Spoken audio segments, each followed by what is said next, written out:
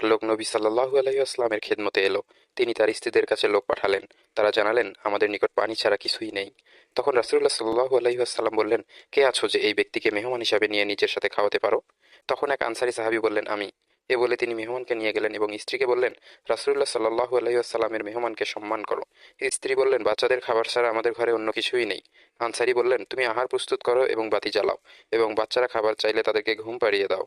সে বাতি জ্বালালো, বাচ্চাদেরকে ঘুম পাড়ালো এবং সামান্য খাবার যা তৈরি ছিল তা উপস্থিত করলো।